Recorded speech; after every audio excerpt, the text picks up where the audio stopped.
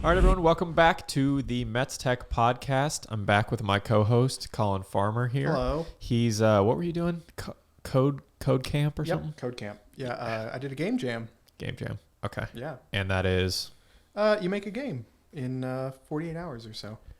So you spent the entire weekend making a game? Yeah, pretty much. Are you going to put that game up for everyone to play? Yeah, it is. Yeah, check it out. It's a fun game. It's about riding a train or trains. Okay. Game jam. Collin did game jam the whole weekend. I painted my deck and got heat rash on my forehead. So we're both kind of doing the same stuff. Yeah. Just different camps, but it's the same stuff. Yeah, same thing. This is episode 2 of Metz Talk. Episode 1 is up, and we talked all about the Bolt being discontinued, a lot of EV stuff, some software stuff. So definitely go check that out. It is live on YouTube. It's live on Spotify podcasts, and it is in process of going live on Apple Podcasts. So by the time you hear this one, we'll have it up on Apple Podcast, and then it'll distribute wherever you get your podcasts.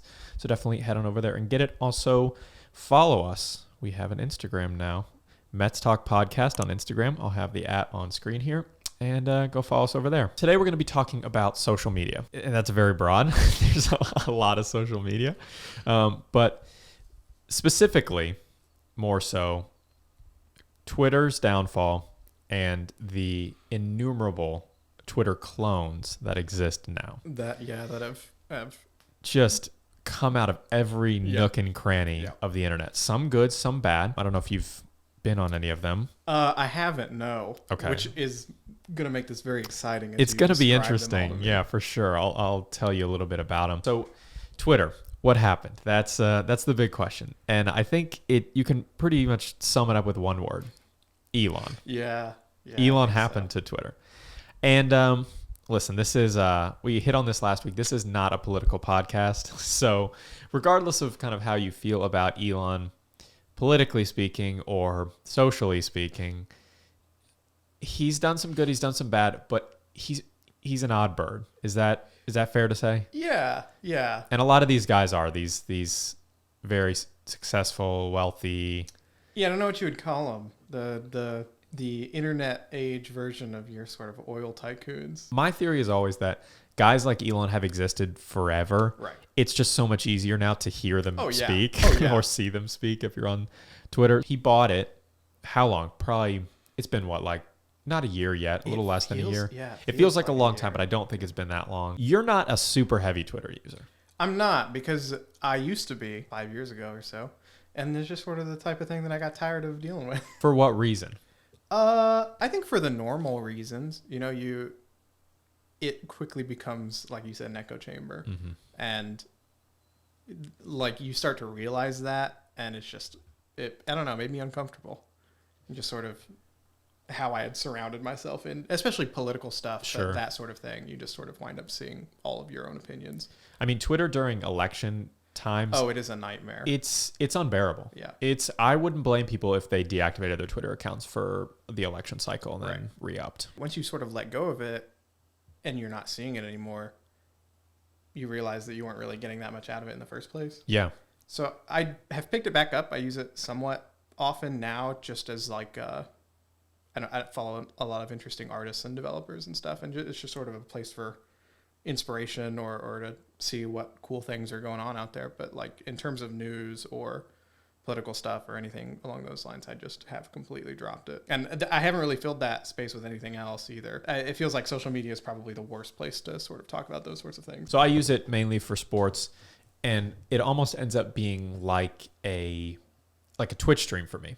So I'm watching the game on the TV, and then I've got my phone sort of with the the live chat. results. Yeah, exactly. the chat. So everyone's reacting play by play to everything that happens. It's a community. It is. It's a community interacting with a live sporting event. Yeah. I do it I'm a huge Ravens fan. I'm a huge Louisville fan. So I watch football, basketball, women's basketball, volleyball, you name it, baseball, obviously. And it's one of those things where I get made fun of for it. People are like, why are you on your phone the whole time? And I'm like, this is me interacting with the game. Yeah. I mean, it's like being at a stadium with other people. Yeah, exactly. You're but you're polling just at home. Yeah. You know. If it is a core component of how you're interacting with something.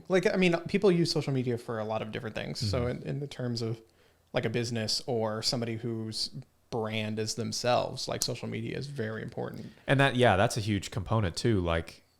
for me, like I'm really bad at it. I'm not, this is from no place of being skilled at all, but trying to like grow a following anywhere is tough, and it takes a lot of commitment. So I respect people a lot that are able to do it, but like I've never found that Twitter was a great place for me to grow.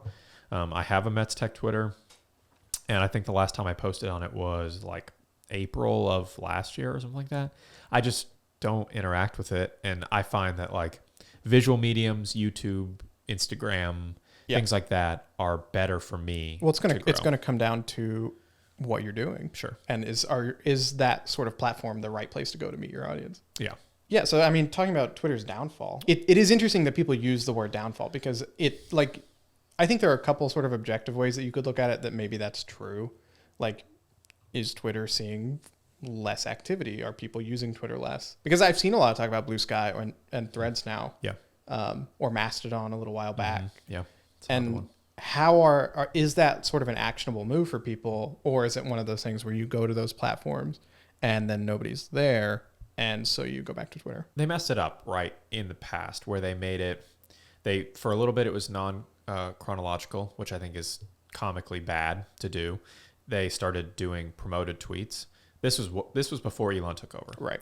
It's only gotten worse since then. But and I think part of that comes with like, okay, Twitter is around now for a while, and the sort of VC funds are running out. How do we make this into a successful like business that can sustain itself? They have to make money somehow. Yeah. And I think that's why like Twitter Blue came along, which I don't remember if Twitter, the timeline's a little fuzzy. I don't know. It feels like it was within the first, or at least within a couple months of Elon sort of having taken over. Yeah. And they of course had their verification system, which worked great. Yeah. And then when Elon took over, it all got messed up because anyone could get a check mark, and that then you had was random a fun, accounts. like, it was week. Chaos. Yeah. So that's a great word. That is my word to describe how I feel about Twitter now. Yeah. Twitter is so chaotic.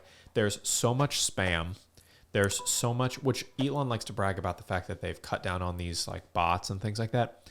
I see more spam now than I ever have before. I get on my timeline. I have to do work to find the things I want to see. I see blue check marks out the wazoo when they're just like, Tom 64752, and you're like, who is this? Because anybody can do it. Anybody can sort of list themselves. And I mean, no offense, you have a blue check mark. I do. And there's a reason for that. I've never felt the need to explain it because I don't have any kind of following on that Twitter account that really needs to know. But I'm a content creator. I'm a videographer, obviously. And I do a lot of video work within the city. Right. It is important to establish yourself. Yes, but the blue check mark is, if I could turn the check mark part off but keep the benefits of being a Twitter Blue user, I would do that. Because I don't care as much about the check mark. The fact that they limit the length of video that you can publish if you don't pay for Twitter Blue is the issue. And I think it's funny to see everyone kind of panicking a little bit because it's so unserious. Like social media is unserious in reality. Yeah. But like everyone's freaking out. It's like, if you don't like Twitter, go to Blue Sky. Or if you don't like Blue Sky, then you go to whatever. It's kind of like that a little bit. It's so interesting because I try to think about like, what's an analog to like a pre-internet world to something like this? Because like pre-internet, people had places to hang out. In terms of connectivity, like you still had ways of going to places and talking with a bunch of people. Like you had conventions, or you had, the local sort of wherever you hung out, the bar, the watering hole, the bingo hall, the whatever. Sure. I mean, people had hobbies and would go out and hang with their friends. The sock hop, sure. The bowling alley. Yeah, bowling alley, skating rink, that kind of stuff. Yeah. So like, I think the equivalent is just sort of, hey, everybody's favorite bowling alley is under new management. Sure. And they've sort of run it into the ground. And now where are we going to go hang out? Yeah, it does kind of feel like that. And it's not the end of the world, but it is like, people have made friends on Twitter, and people use Twitter to communicate with their audiences. And I think it's funny that most of the people that are upset about, which this is fair, that most of the people that are upset about Twitter going down are the people who have kind of amassed a large following. Yeah. And they're like, well, now I don't want to have to amass my large following again. Yeah. It's people who are overly online. I had here in the notes, let me ask it as a question. This will be easier. Do you feel like this, however you want to say it, the decomposing, the downfall, the inevitable decline of a platform. No platform exists forever. Right. Is this mirroring? I had on here MySpace, Facebook. I think so to some degree. I think what people want out of a social media has changed a little bit. I mean, because when you think about what Twitter was initially in, I don't know, mid 2000s. I think 2009-ish. Twitter has evolved into the form that it is now. I think it's just as easy for it to evolve into something else or evolve away entirely. I mean, you have things like Substack and Medium, which have kind of showed that like there is a place somewhere on the internet for like longer form text content. And you have places like TikTok and YouTube Shorts that show there's place for sort of short form video content. Yeah. I think that's part of the problem is I think the way, like you said, the way people interact has definitely changed. Everything has gotten so, our attention spans have gotten shorter and shorter and shorter. Yeah. So when they made Twitter, you know, it used to be 140 characters, right? Then they made it 280 or whatever. And now it's like, God only knows however many you want. And you can just tweet, thread, and all this kind of stuff. It's become this almost like you have to be fully immersed in it to get it. Yeah. And I think that's part of the problem. We're in a world where people want like these short little snippets of information. All video content's taken over, all this kind of stuff where people can easily like regurgitate all this information really quickly and absorb it really quickly and then just move on and keep doing that over and over and over again. The place that you go then is whatever place can facilitate that the best. But at the same time, like, is Twitter currently doing something that is aside from that? You know, like Twitter's stated purpose is to do these sort of short form text content things. And it has deviated, like you said, because you feel like you need to be bought into the Twitter sphere in order to even get anything on it. But is there anything left that Twitter is doing that nobody else is doing that is keeping it alive? And I think at this point, it largely is just the community. I think what it's got going for it is solely how long it's been around. I actually looked it up. It's been around since 2000. It was launched in 2006. Yeah, I was going to say, I thought it was 06 or 07 or something. I've joined in 2009. So it had been around for a little bit. But I mean, 2006, I didn't even have a computer or phone or anything. So like I might have been on it if I had the devices at the time, but I was 12. So I didn't have that kind of stuff. But that's kind of what you were saying there about, are they doing anything better? Yeah, and I don't think at this point they have that much to distinguish themselves. No, they don't. And I think that's kind of why, which moves us nicely along. That's a beautiful transition. Thank you, Collin. I do my best. Is the clones that we're dealing with. We have now Blue Sky. Obviously is a big one. Blue Sky's a little weird because you have to have an invite code to get on that one. Yeah. And Mastodon was similar for a Mastodon, yeah. I've never been on Mastodon, so I don't know much about that one, but I know Blue Sky. And I actually did get a code. I don't want to say how, but I got a code to get on Blue Sky. I got a code to get on Blue Sky 2 days before Threads came out. So I really felt, and I haven't been on Blue Sky since. So I really felt like I kind of shouldn't have done that. But Threads, I am on. Yeah, I don't know anything about Threads apart from the fact that it exists. So, yes. So walk me through it here. So Threads is from Meta. So it's I did know Facebook, that. Instagram. They've completed the trifecta, the holy trinity of social medias. You have Facebook, Instagram, and a Twitter clone now. Yeah. What gives Threads an edge to things like Blue Sky and Mastodon is it takes about 2 button clicks to get signed up for it because it just pulls all your Instagram data. So you've got your profile picture, your bio. You can immediately hit one button and follow every single person that you already follow on Instagram. So people are like popping up left and right that I would never see on Twitter because it's just a couple clicks and everything's linked. Yeah. And then it just gives you a timeline feed of posts. I think people are desperate. Not everybody, but a large majority of people that are looking for a Twitter alternative desperately want to go back to how Twitter used to be. That's always the goal. Everyone always wants to go back to whatever their glory days of using a platform are. Which is why I want to go back to forums. Yeah, I know you do. You love a good forum. I have a lot to say about forums because I think they're probably one of the better, like if you want to do... They've withstood the test of time, no doubt about that. Certainly have, first of all. Secondly, it feels like that's sort of what Twitter became in its worst form.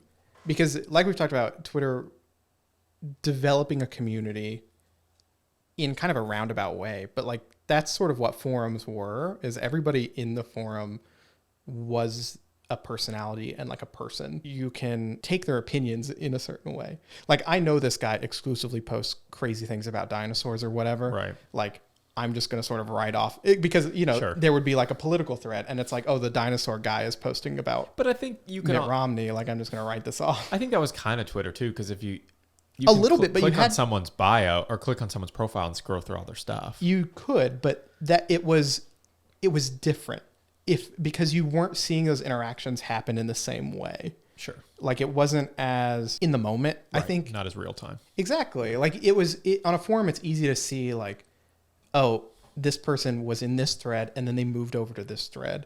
And like you can sort of track that behavior and you're like, oh, hey, I was just talking to you in the what movie did you watch today thread. Right. And it was easier to treat that account as a person than it is on Twitter. Like it's very easy to like depersonify people on Twitter. I think that's kind of a good point, and I think what Threads might be able to do really well, because it is linked directly to your Instagram account. You're seeing these people in real life. These are like supposed to be real people. Yeah. Right? It feels like something you could replace just with a big old group chat. And we'll get into this later because we're going to talk about social media features. And some of it's contextual. Like you don't want to have the same group chat with your parents in it and also all of your friends. Sure. But like it feels like that's what you want out of sort of community text-driven social media. Yes, but you also want to be able to talk to people that you don't have their phone numbers and wouldn't really text them No, I'm not saying you need to do setting it like that. Yeah, I'm not saying you need to do it as a group chat, but like you want to be able to put all these people in a room and interact with them sort of at your own pace in an asynchronous way. Yes. Yeah. And that feels like the sort of goal, the objective of putting together like a good short form text driven social media. And I think that's kind of what needs to change really. And to be fair, you know, we're recording this on July 10th, 2023. So Threads has been out not even a week, I don't think. And so it's going to change. Like there's going to be, you know, things that change. It's going to grow. And I don't think they've had an update yet. Yeah. I haven't seen an update come through. So they're on version, 0.0001, at least what we've been given to the public. My fear is twofold. Well, community fear is you are giving more information, personal data, whatever to Zuck. Like that's people's fear. And it's all linked to Facebook and everybody's scared of Facebook and the data they collect. But the fact of the matter is, if you have a Facebook, you most likely have an Instagram because they're already linked. And if you have an Instagram, then what's one more thing? It's not going to take more data than your Instagram and your Facebook already have. It's just one more way of communicating, right? So I think that if you're worried about Meta having your data, don't have a Facebook and don't have an Instagram. Yeah, I don't think you can play like a little bit of that. Yeah, it feels like an all or nothing. It's an all or nothing thing. And with data, guys, they have your data. I don't know what to tell you. Like these companies that they make their money from selling your data, and that's how you get on all these random email lists and things. Yeah. They have everything. If it is free, you are the product. Yes, and exactly. For the most part, I don't think that's anything to really be that concerned about. No, because most of it's used for marketing purposes, yeah, right? Exactly. They aren't looking at customer number 1,215,000. Exactly. And I think people are inherently very self-obsessed, right? Sure. So these conspiracy theorists... Yeah, exactly. The companies do not care. They do not care about you. Yeah. They care about you in the aggregate. They care that you are one data point towards... Correct. And that is all you are, is a singular data point. Yeah. You are nothing to these companies. The second point of concern, and the bigger one to me personally, is that they are going to go down the same route that they went with Instagram. They made all these changes to Instagram. Nobody liked the changes they made to Instagram, and they never went back. Yeah. Well, they don't care. They don't care. Because people are going to continue to use it. They are giving you a product. You don't really have that much room to complain about it because it's something you're getting for free. Yeah. You're being provided a platform. And you are almost certainly contributing very little to that platform. Yes, things get done on social media because the biggest creators complain about it. and the biggest creators then get a pass. Mm-hmm. But those creators are the ones who are making it so that those products can exist. Because they're monetarily benefiting the companies. Yeah. Like you said about Twitter, like it all comes down to dollar signs, right? Yeah. So they have to find a way to monetize the platform. And if that means you get, which I get all the time, I don't know if you get these, but like Amazon promotions, Mm-hmm. little window, a little carousel pops up, has some Amazon products that of course it's hearing you talk about. And, Yeah. you know, you can say, you know, dog watering bowl that autofills, and like 2 seconds later you're swiping on Instagram and there's one. Yeah. Like that's just what happens. It's crazy. Sometimes I take my phone and I just hold it up and I say like very specific things just to see. Yeah. Well, and it's great too, because then you don't even have to search it. It will You don't have to type it in. Yeah. It'll find you. Yeah. Granola bars. Yeah, exactly. I mean, we're going to get granola bar ads here in a sec. You might actually get a granola bar ad right here in the video. Kind of on the same vein of that, this method of interacting with social media content, right? Yeah. So we'll talk about YouTube as a social media platform in a little bit, but the fact that YouTube didn't get rid of the dislike button, and this is an old topic, but YouTube didn't get rid of the dislike button, but they no longer show the dislike count on videos. Mm-hmm. They only show the like count. Yeah. Are we going to see something added to Instagram, to Facebook, and have dislikes, like actual dislikes, or is that something that they're just going to continue to remove in favor of only promoting like positive interaction so that people don't get further agitated when using social media? I think that's the ultimate goal of it. I think so. I think it comes down to like what these people, like what social media providers want out of a platform. If you want a place where people can have conversations about themselves, why do we need a dislike button? You're not going to go to your grandma's status on Facebook and downvote it, you know? Speak for yourself. But if you're in the interest of like providing a place where you can exchange ideas, which is kind of a weird thing to do for social media in the first place, it's tricky territory. If you're a Reddit, if you're some forums, Reddit still has downvotes, right? Yeah. Okay. You will do that because it's a community driven way of moderating. Does YouTube need that? I think it comes down to what people's conception of YouTube is. Like, is YouTube a place where people want to know that you disagree with them? That the people on YouTube want to be sort of self-moderating? I don't really think so. No. The reality of the situation is that interaction on social media is interaction. It doesn't matter if you give it a thumbs up, a care, a downvote, a dislike. It doesn't matter. A comment. And it cracks me up because people think, and I get comments like this occasionally, people think this video, I didn't like this video, blah, blah, blah. They leave me a comment and they say, I also disliked the video. And of course I can see the amount of dislikes, so I can see that person's dislike. But in reality, YouTube just lumps everything together. Yeah. I got a view, I got a comment, and I got a like or dislike. It's all the same. Right. They only view it as the entire package of interaction. It's just one lump sum. So it doesn't matter whether there's a thumb up or a thumbs down in front of it. Well, it's a disconnect between what that user thinks they're doing and what the platform like thinks they're getting out of a dislike. Is the user disliking it because they want to bully that person? Are they disliking it because that's somebody always, yes. Yeah, exactly. Which is like, okay, are we really even contributing anything here? Is the person disliking it because it's a channel that they otherwise enjoy and they're like, oh no, this was the wrong move on this one, buddy. I'm gonna help you out here, in my opinion, and let you know here's some constructive criticism.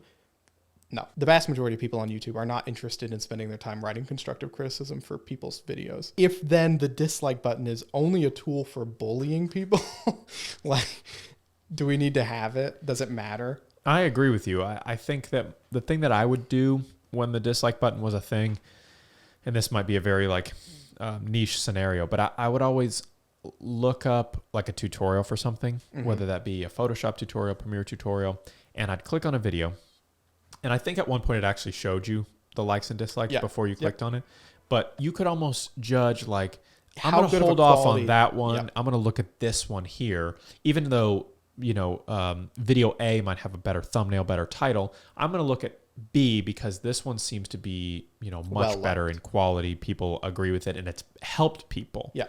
And it just was an easy way to filter things, and much less of a bullying and more of a filtering. Yeah, no. And that's totally valid.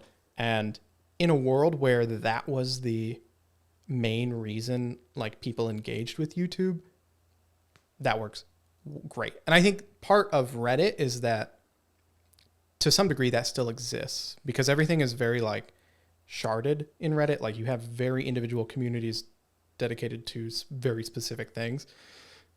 Don't look at me like that. You said sharded. I did, yeah. Did you mean that? Yeah. Is that a word? Yeah.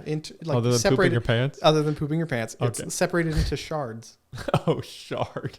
Sharded. Not shart. Yeah. Reddit is sharded. But it is sharded for sure.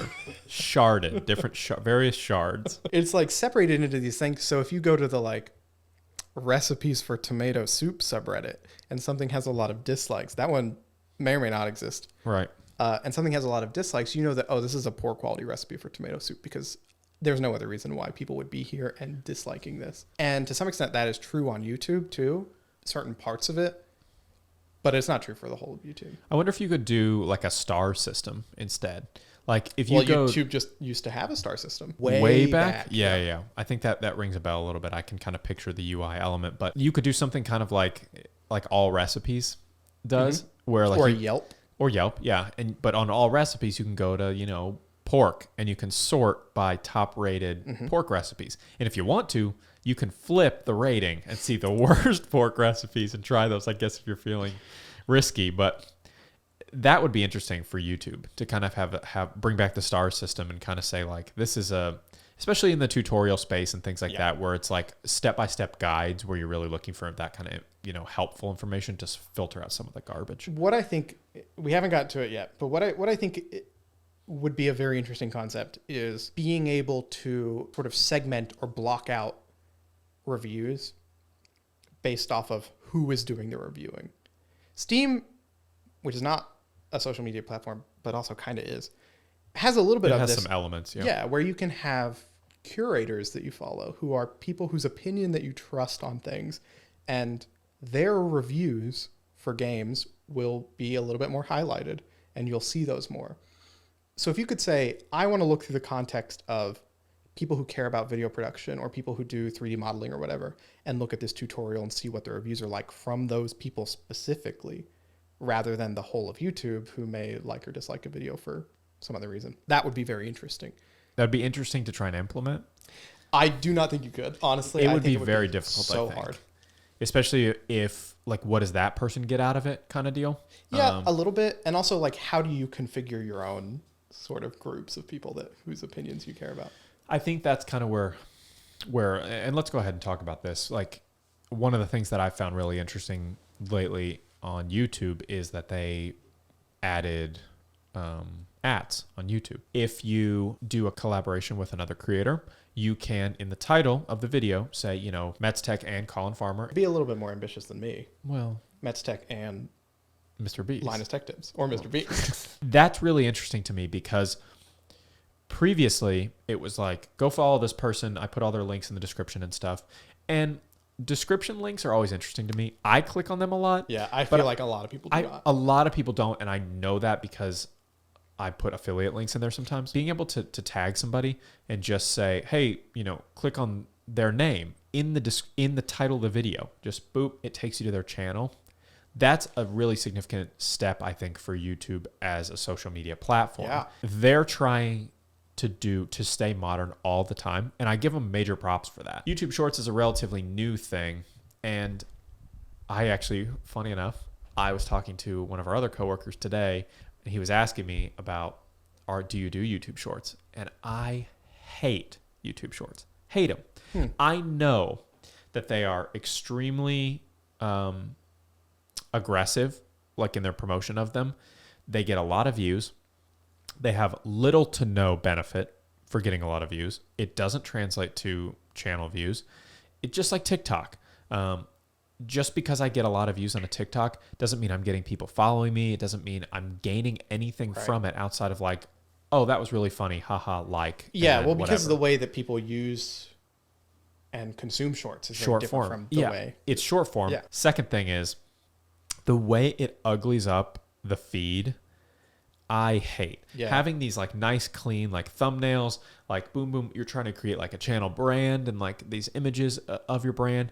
You almost have to completely separate YouTube shorts into its own channel, because when it's like normal video, YouTube short, and it's vertical, and then back to horizontal, and then vertical. It's just it looks so bad. It's interesting that they've put them in the same sort of portal. Yes, because it feels like something that is entirely different from YouTube. Yeah, because like make YouTube shorts like its own thing. Yeah, call it PooTube. I don't know.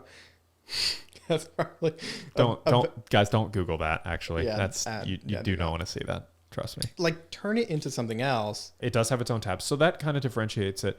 I would love it if they kept it entirely on its own tab. Yeah. Because then I can specifically choose not to look at it. Yeah. Instead of it being on my main feed, when you go to subscriptions, especially on desktop, you go to subscriptions and you see blah, blah, blah, all your normal videos, then it's like a vertical video and then blah. It just looks so bad. I never understood it. It is a difference in like what people do and want out of YouTube. Like, people who put content onto YouTube are doing so in service of like making a TV show that they can make themselves. Yeah. It is about their personality. It's about what they're putting in. People very rarely are uploading things to YouTube in the same way that they upload to TikTok. For sure. Or Shorts. I mean, Shorts being basically an entirely different thing. It is a different form of content. TikTok is a posting place, right? Yeah. That's what it's for. Yeah. You just post anything that comes out of your butt. Yeah. Basically, there's a lot of just shock comedy and like dark humor and things like that. And YouTube is just not that platform. And I hope it doesn't become that platform, because I don't go to YouTube for that. I go to YouTube to learn. I go to YouTube to entertain myself. If I want to watch a comedy channel, I'll go to a comedy channel. But I don't want to see just garbage posted all over my feed from every Joe Schmo that wants to like fart in an Arby's drive-thru. You know what I mean? You know what is interesting is YouTube kind of used to be that place. That is very true and a great point. But I hated that short period of YouTube. That was very early on. Yeah. I mean, you had like everybody would post ASDF anything. movie, the whole concept of YouTube poop, which is, how does it get any more posting than literally calling it poop? It's true. Like, it was a place to go to just upload your random thoughts. And then it sort of became developed as you had this class of YouTubers, of people who were doing their own production. It was when it became monetarily viable to exist there. When it became more not that serious. you didn't have YouTubers prior to that. Sure, you did. Those were the people who sort of set the mold for what it meant to be somebody with a presence on YouTube. I think it just requires a little bit more to post on YouTube. You have to put a little more thought into it. Well, because it's easy. There's so much on YouTube, it's easy to get lost. And because videos are so long, it's a lot easier for people to just never see your stuff. I, overall, absolutely love YouTube. But I never think of YouTube as a social media platform. Yeah. Oh, I was going to say, YouTube as a social media platform, one of the reasons it's so interesting is because it seems like they're going the opposite approach of every other social media platform, where they already have celebrities, because you have big names in YouTube who have a brand in their own right. Yeah.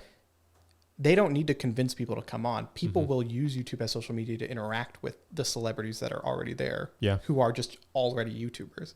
And I think it's been nice because it's given people the opportunity to become celebrities that do not have the traditional celebrity baked in style.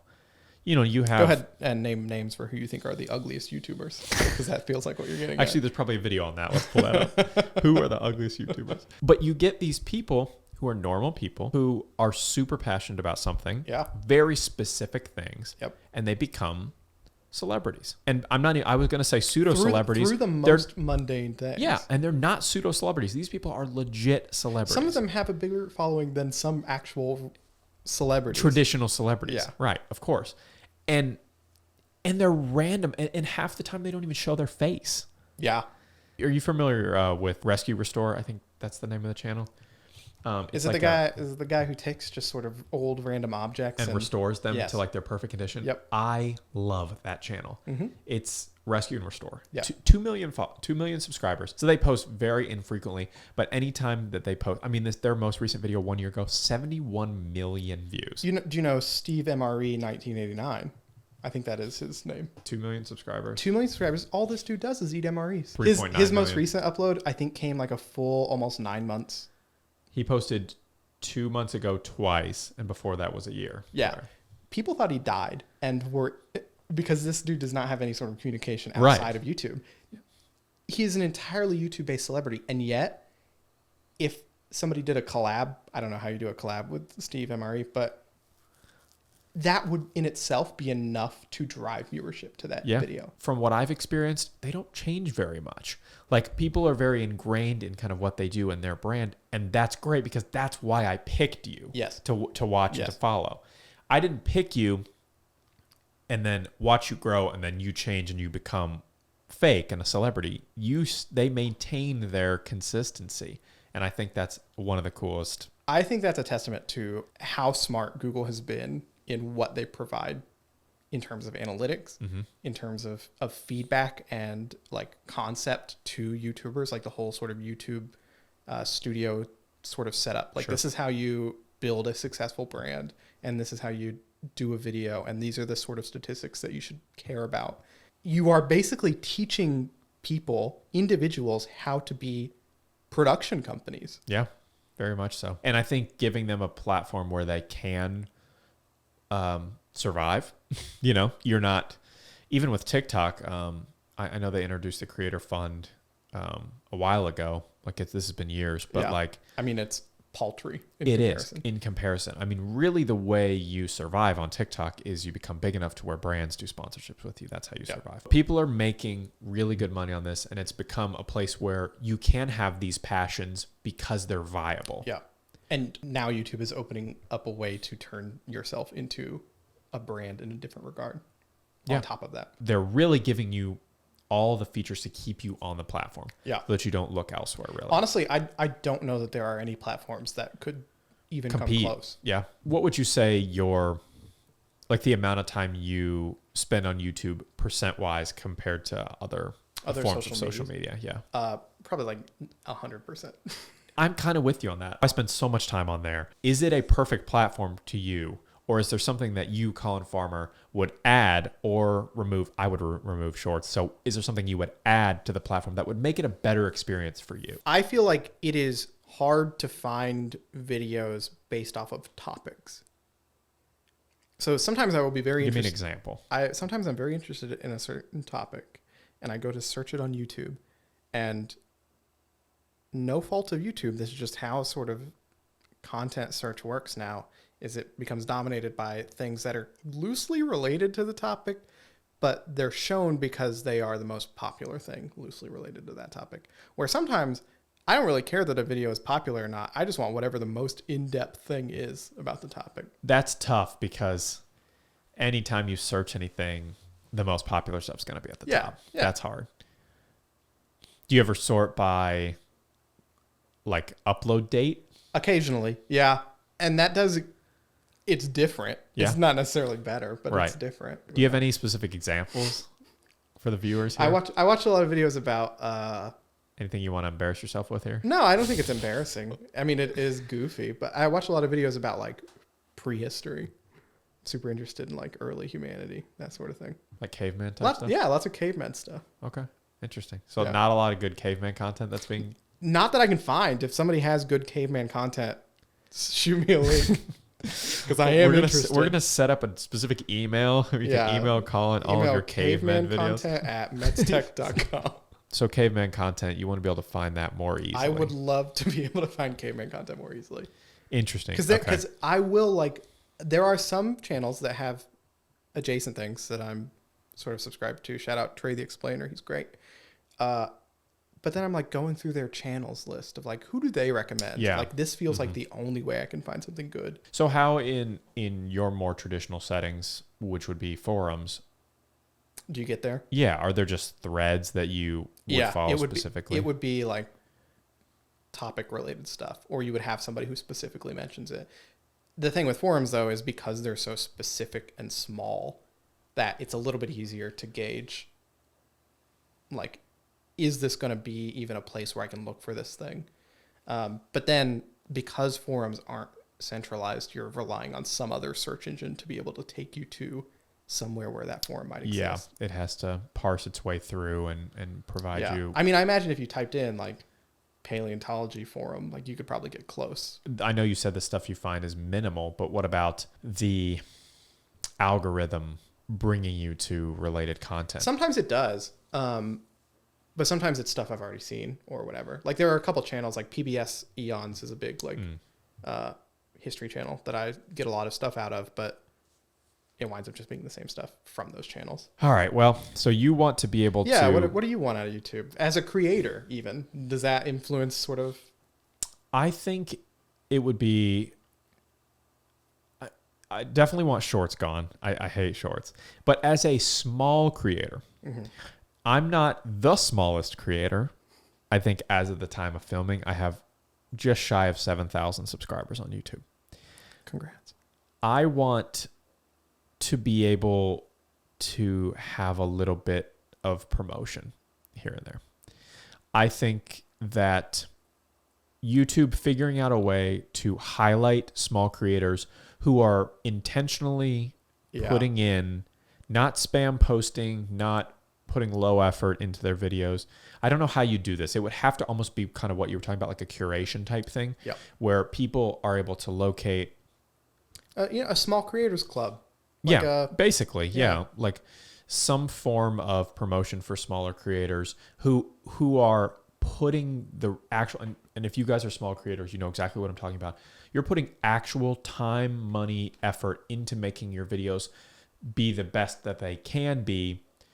But there's so much on YouTube now. It's so hard to grow. Get found. Yeah. So hard to get found, so hard to grow. And I'm so grateful for the just shy of 7,000, for every single person that has subscribed to my channel. Unbelievably grateful for the people that interact on a regular basis. Unbelievably grateful for that.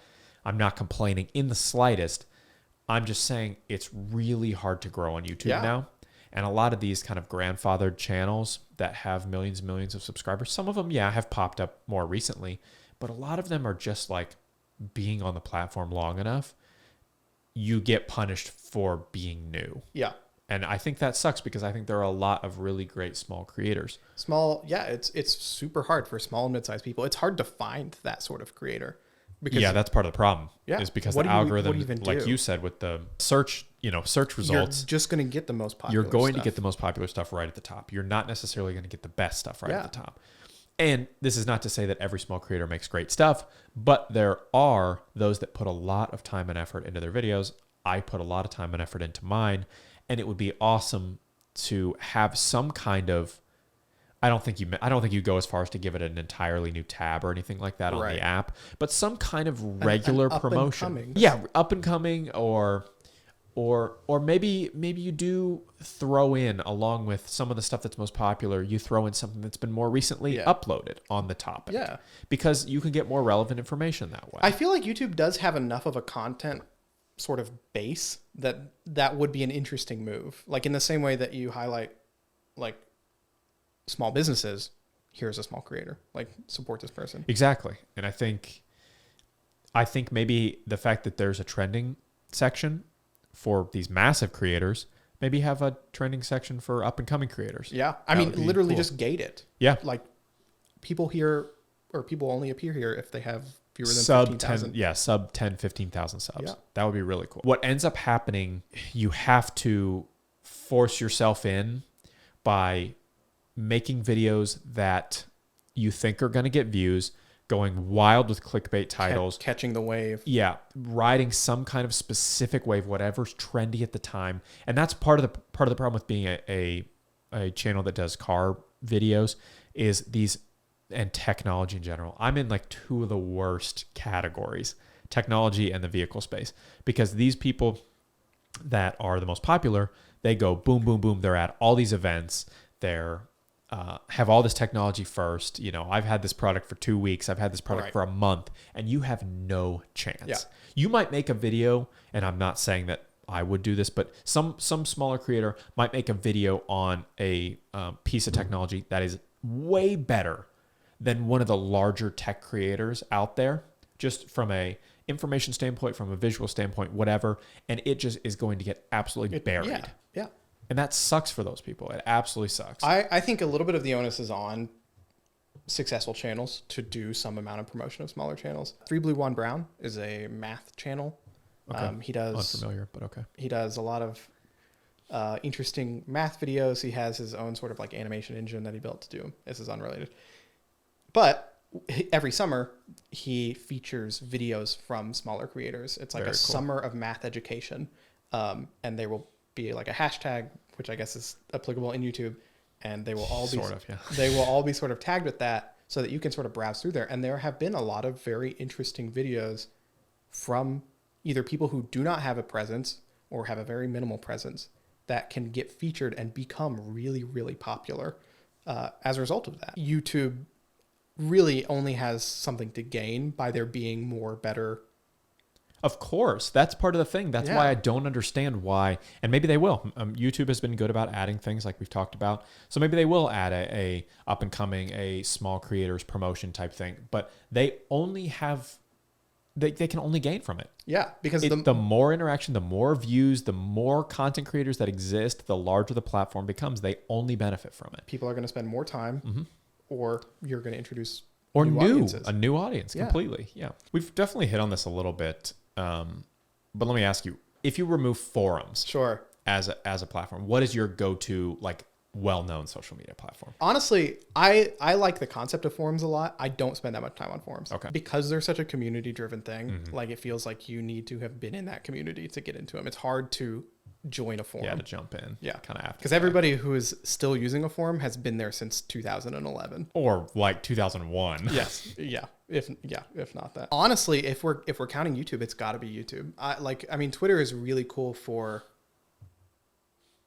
here's a neat thing that somebody did, but like I don't really engage with personalities on Twitter. I'm on YouTube all day.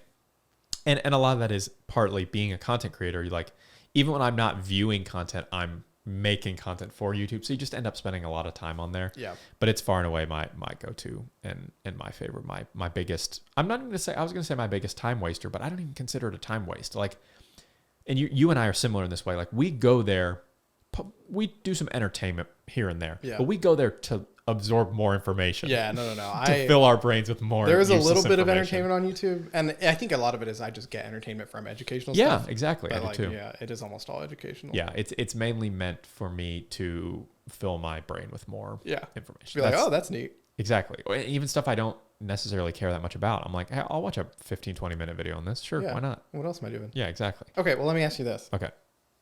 Since we've talked about existing social media platforms, what would be your doesn't exist yet? Do you have a pet project social media idea? Kind of a BYOP type situation? Yeah, sure. Okay. I have several. I'm sure you have. I'm sure you've thought through this. Awful. I'm not surprised by that. You want to hear some of mine? Yeah. Let me hear some of yours while I think. Okay. What if in a world, come with me on this journey. What if there was a social media platform where you sort of had a fund, you got coins, face coins, we'll call them. And every time you post, it costs a certain amount of face coins to post. Okay. But depending on how much engagement you get off of that post, you get some face coins back. And also you probably get some amount every day. It's kind of and that's it. That's the whole thing. It's like a Webkins type situation. It is like a little bit of a Webkins, Neopetsy sort of vibe. So you can't really spam post because you're being charged and you have a certain amount. Yeah. You can't spam unless your spam is getting popular. Yeah, getting a lot of positive. Yeah. It's going to get face coins removed if your content's bad. Sure, why not? Okay. It's also an element of this where it costs some amount of money, face coins, to interact with that content. Right. So do those, the cost of the ones that you're interacting with, that gets deducted from kind of your face wallet of sorts. Your face wallet, yeah. TM. But does the person posting get that exact amount, or is it just taking away from the poster? You know what I mean? Yeah. No, I do think you get some amount of that, but you have to withdraw some of that money from the economy. Otherwise, inflation, it'd be a whole mess. You're a programmer, right? Yeah. So why can't you Theoretically, make I this? could. Yeah. The problem with making social media is not making it; it's getting people to use it. Yeah. Well, we could It's the same. Everybody and their brother can churn out a battle royale, It's true.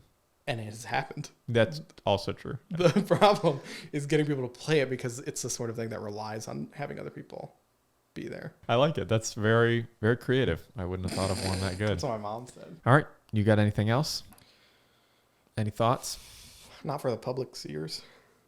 Any other wacky Social media Webkins ideas? enabled social media ideas? I have more, but I can't remember them. Okay. I Next time. couldn't find them in my notes. I was trying. That's been episode 2 of the Metz Talk podcast. Thank you guys so much for watching. Again, we're on Apple Podcasts, or we will be by the time this is out, on Spotify, on YouTube in video format, which you really get all the juicy, facial reactions, things like that. You can hear Collin use the term sharded. You can hear that on the podcast. You can hear, but you can see me laughing the second he started saying that. Only on YouTube. That's exclusive to YouTube. So definitely subscribe to that. And we're not sponsored by Polar Seltzer.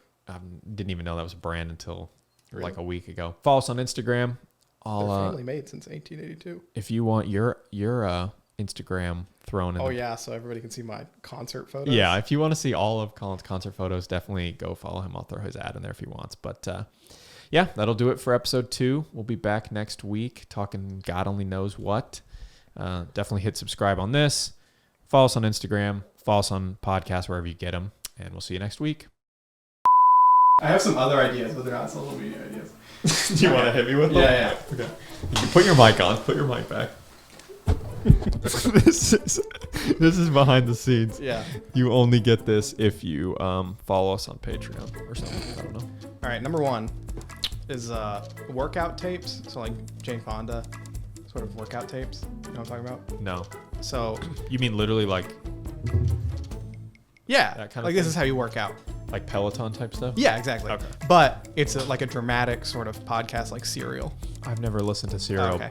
So basically the concept behind it is like, and then they started running from the zombies, and then you run for 15 minutes. Oh, interesting. Okay. And then they had to do push-ups in front of the zombies. And so you do So push-ups. you're working out, but it's all in context of a larger story arc. Exactly. So it's like an interactive. Yeah, it's an interactive workout. Interesting. Okay. Sort of. Yeah. Because Is it all going to be horror movie themed? Sure, why not? I mean, it doesn't have to be. But do you that's have, where do you have other concepts? Well, no, that's what I'm saying. Science fiction. It'd be kind of tough. And you could do science fiction in the case where you're running from the alien, or then you have to kind of jump onto a ledge, and so you have to kind of do a pull up to the ledge, and you lose grip because they shoot a blaster at you, so you got to put your arm back up and then do another pull to get yourself up. Yeah, I can see that for sure. Okay, that's a great one. A shoe care kit called Chicken Soup for the Soul. That's SOLE. That's terrible. There are already. Why would you? No. Shoe care kit, like soap and like a little brush and stuff. Yeah, and polish. Do you know numerology? Like the concept. Yeah. Yeah. Of like these numbers mean something. Yes. You got to put them all together. What about we just do that again? Okay. I don't know how it works. Is this like Mayan calendar type stuff or like? Sure, why not? Okay. Yeah, you you check your horoscope and then also you type in your favorite number that day and it tells you when you're gonna die. How about just that as a social media? You type in, you give them your information, they tell you exactly the day you're gonna die. That As a social media. That would be very funny. Okay, social media idea. When you create an account, that account has a lifespan, and it tells you when that account is going to be deleted. But it doesn't correlate to your actual real life deletion. No. We can't guarantee that you will also die on this date. Well, we can technically. Not legally. Not legally, yeah, of course. Is everybody's the same, or are they? No. They're all different. Oh, all random. Yeah. Okay. What happened to Jerry? Oh, his account got deleted. That unlucky SOB. He only got 3 days. He got 3 days out of that account. Can use the soundboard for these.